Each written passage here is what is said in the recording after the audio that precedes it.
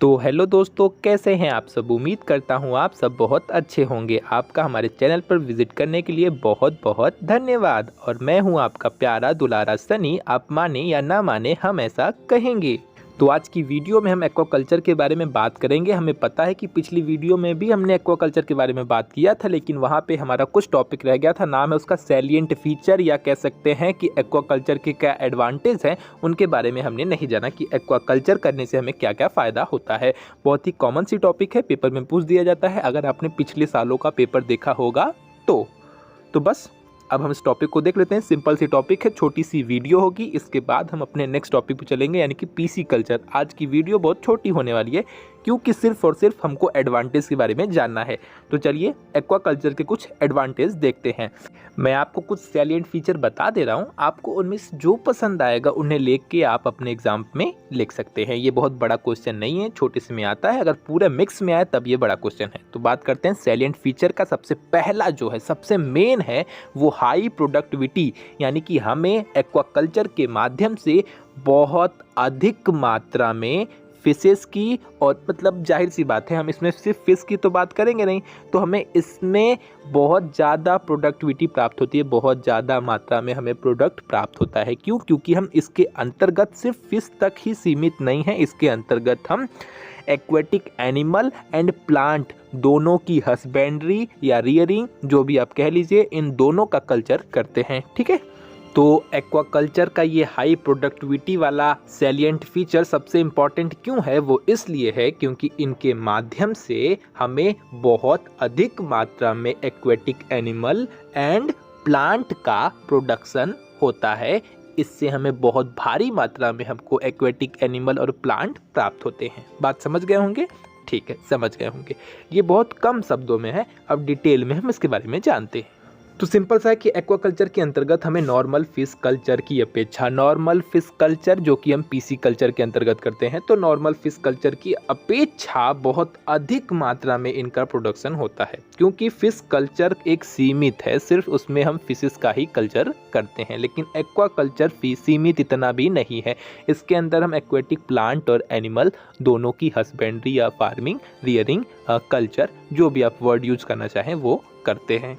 तो जितना आप फिश कल्चर से एक सीज़न में आप प्रोडक्ट को प्राप्त करते हैं, उससे कई अधिक मात्रा में आप एक्वाकल्चर से प्रोडक्शन को प्राप्त करते हैं। क्योंकि अब उसकी वजह आपको पता ही है कि उसमें एक सीमित है, इसमें और भी चीज़ें ऐड है। उसमें सिर्फ हम फिश का ही कल्चर कर सकते हैं, इसमें एक्वेटिक एनिमल और प्लांट दोनों का करते हैं। और एक्वेटिक में भी बहुत सारी चीज़ें आती हैं, वो आपको पता है, पिछली वीडियो में आपने सबने देखा ही है। तो एक्वाकल्चर क्या है? एक तरीके की इंटीग्रेटेड फार्मिंग ही है, जिसके अंतर्गत हम एक्वेटिक एनिमल एंड प्लांट का कल्चर करते हैं। जैसे क्रिस्टेशियंस, मोलस्क हो गया, एल्गी में वही सीवीड्स हो गया, पर्ल्स हो गया, ओयस्टर हो गया, तो और भी अदर ऑर्गेनिज्म का इसके अंदर हम कल्चर, फार्मिंग, हस्बेंड्री, रियरिंग, इन सब का मतलब पालन करना होता है। तो हम इसीलिए कहते हैं कि हाँ, इन सब का हम कल्चर कराते हैं, पालन करते हैं, खेती करते हैं, फार्मिंग करते हैं।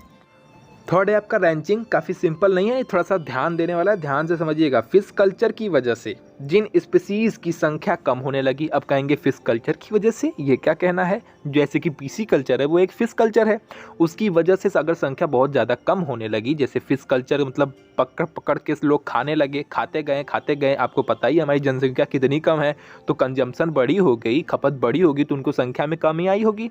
उन कमी की वजह से प्रॉब्लम हुई होगी। कुछ स्पीसीज ऐसी रही होंगी जो एकदम खतरे में आ गई होंगी, यानी कि उनकी एकदम कहानियाँ ख़त्म हो गई होगी, एकदम लुप्त होने पे आ गई होंगी। तो ऐसी कंडीशन के बारे में बात कर रहा है। ठीक है, तो रैंचिंग क्यों ज़रूरत पड़ी? रैंचिंग का मतलब होता है पशु का पालन। ठीक, तो सुनिए, फिश कल्चर की वजह से जिन स्पीसीज की संख्या कम हो रही थी, उनकी संख्या को सामान्य करना, उनकी संख्या को नॉर्मल लेवल तक पहुंचाने का काम इस रैंचिंग के अंतर्गत किया जाता है। रैंचिंग यानी कि पशु का पालन, तो बस उसका पालन किया जाता है। क्यों? क्योंकि ताकि उनकी संख्या को बढ़ा सके, उनके प्रोडक्शन को बढ़ा सके, कि ताकि उनकी जो स्पीसीज है वो लुप्त ना होने पाए। तो यही आपका रैंचिंग है। तो आप कुछ इसे, और जो इकोनॉमिकली रूप से बहुत ज़्यादा इम्पॉर्टेंट हैं, उन फिशेस का भी और जो हमारे लिए ईटेबल फिशेस हैं, जो हमारे खाने योग्य फिशेस हैं, उन फिशेस के लार्वा का कंट्रोल एक्वेटिक कंडीशन में उनकी नंबर को इंक्रीज़ करना ही आपका रैंचिंग कहलाता है। तो मतलब मिला जुला के कहने का मतलब यह है कि रैंचिंग के अंतर्गत हम उन फिशेस की प्रोडक्शन को बढ़ाते हैं जो इकोनॉमिकली रूप से इम्पॉर्टेंट है, उन फिशेस के लार्वा के प्रोडक्शन को भी बढ़ाते हैं और साथ ही साथ उन फिशेस के प्रोडक्शन को भी बढ़ाते हैं जो खतरे में चल रही हैं, जो फ़िश फार्मिंग की वजह से ख़त्म होने वाली हैं, बहुत ज़्यादा संकट वाली जो फिशेज़ होती हैं उनकी स्पीसीज़ को भी बढ़ाने का काम रैंचिंग के अंतर्गत किया जाता है, यानी कि एक्वाकल्चर के अंतर्गत किया जाता है। अगला आपका पॉइंट है रिसाइकलिंग, यानी कि एक्वाकल्चर का एक बहुत बढ़िया एडवांटेज ये भी है कि रिसाइकलिंग, यानी कि जो ख़राब पानी है उसको फिर से यूज करना। अब ख़राब पानी से सेंस आपको समझ में आ ही गया होगा कि जो इंडस्ट्रीज़ होती हैं, फैक्ट्री होती हैं, घर का ख़राब पानी है, घर का जो यूज़ किया हुआ पानी है, जो पानी हमारे लिए वेस्ट हो जाता है, उन पानी को कलेक्ट करके नदियों में, तालाबों में कलेक्ट करके उसको रिसाइकिल करके उसमें कल्चर कराना, उसमें आपकी फार्मिंग कराना भी एक तरीके से एक्वाकल्चर का बहुत बढ़िया एडवांटेज है।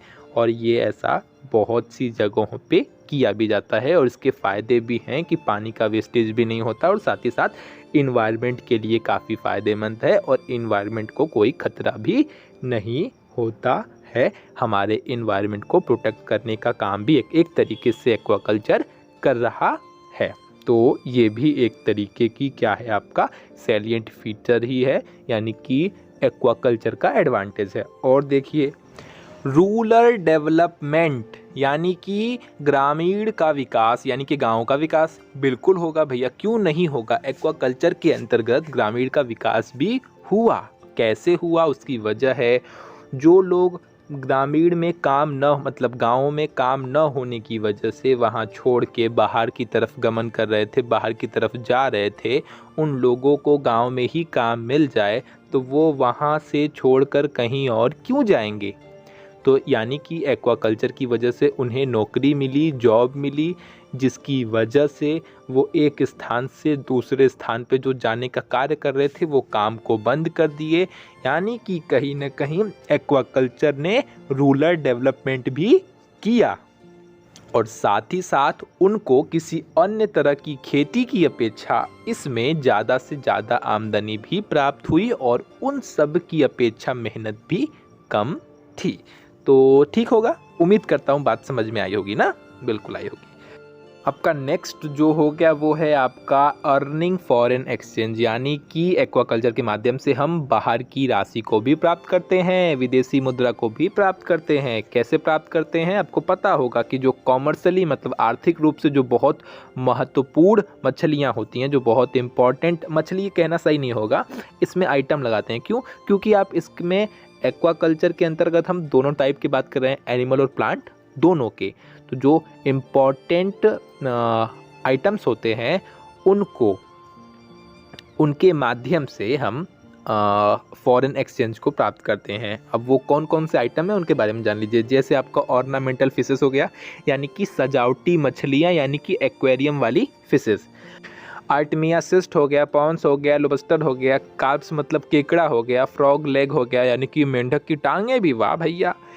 और भी बहुत सारी चीज़ें हैं जो एक्वाकल्चर के थ्रू प्रोड्यूस होती हैं और उनकी वैल्यू बाहर के देशों में बहुत ज़्यादा है और उनसे हमें अधिक मात्रा में फॉरेन एक्सचेंज प्राप्त होता है। बात आप हमारी समझ गए होंगे।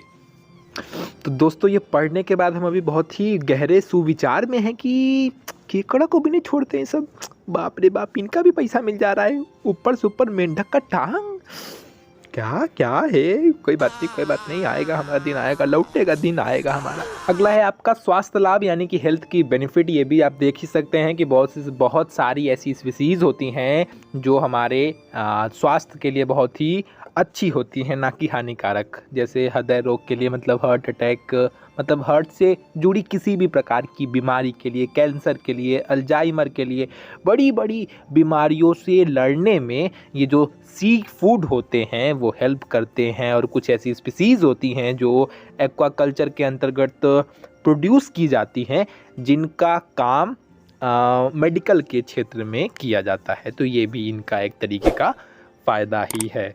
बाकी आज के लिए इतना ही, मिलते हैं अगली वीडियो में एक नए टॉपिक के साथ। नाम है पीसी कल्चर। तो टाटा बाय बाय।